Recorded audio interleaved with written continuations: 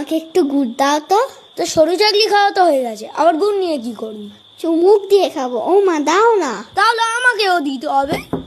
ও কাকিমা, দরজা খোলো, আমি পল্টু। দাঁড়া, যাচ্ছি। আমাদের বাড়িতে ভালো মন্দ রান্না হলেই পল্টু ঠিক গন্ধ পেয়ে যায়।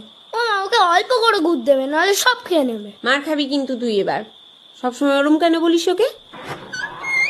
নমস্তে आंटी जी। ও, মিন্টুও এসেছে।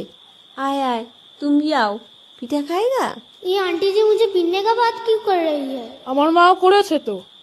এ নাও, মা দুধ পুলি পাঠিয়েছে। বাবা, তোর মায়ের এত তাড়াতাড়ি পিঠে হয়ে গেল। আমি তো সবে পিঠে মুড়ছি। আয়, একটু সরু চাকলি আর পাটিসাপটা খেয়ে যা। কই দুধ পুলি, আমায় দাও। কেন? এবার কেন? এক্ষুনি কি বলছিলিস পল্টুর নামে? কি বলছিল গো কাকিমা? আর ও তো এমনি বলছিলাম, পল্টু তো আমার বেস্ট ফ্রেন্ড। হ্যাঁ, সেই তো। ये सरू चाकली क्या होता है? এই যে নলেন গুড় দিয়ে সরু চাকলি, পাটিসাপটা আর রস বড়া। খেয়ে বল কেমন হয়েছে। নলেন গুড়টা দারুণ তো, আর একটু দাও তো কাকিমা। বেশি করে দাও ওকে একটু, আর আমার একটা দুধ পুলি দাও। দুটো দিতে পারো।